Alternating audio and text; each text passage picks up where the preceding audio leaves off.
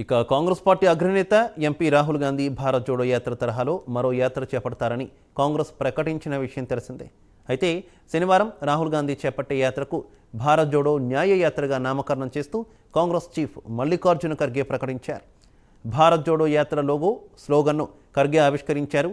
ఈ యాత్రకు భారత్ జోడో న్యాయ యాత్రగా నామకరణం చేసి న్యాయం అందే వరకు అనే స్లోగన్ను పెట్టినట్టు తెలిపారు.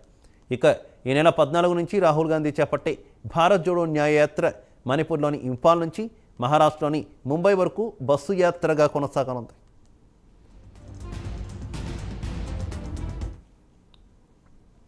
అయితే ఖర్గే ప్రధానమంత్రి నరేంద్ర మోదీపై తనదైన శైలిలో విమర్శలు గుప్పించారు.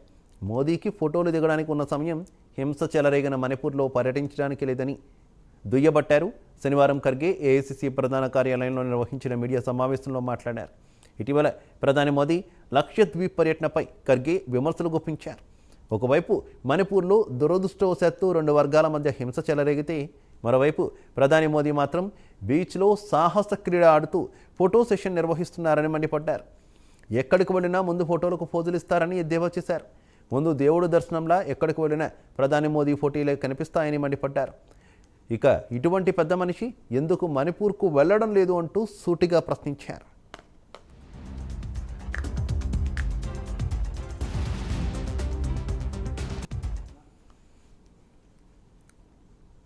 ఇక ఖర్గే వ్యాఖ్యలను బీజేపీ కేంద్ర మంత్రి గిరిరాజ్ సింగ్ ఖండించారు. కాంగ్రెస్ పార్టీ ప్రజలను గందరగోళానికి గురిచేస్తుందని మండిపడ్డారు. కాంగ్రెస్ పార్టీ వాళ్ళు మణిపూర్కు కేవలం రాజకీయ విహారయాత్రకు మాత్రమే వెళ్లారన్నారు. ప్రధానమంత్రి మోదీ, హోంమంత్రి అమిత్ షా మణిపూర్లో సమస్యల పరిష్కారానికి కృషి చేస్తున్నారని తెలిపారు.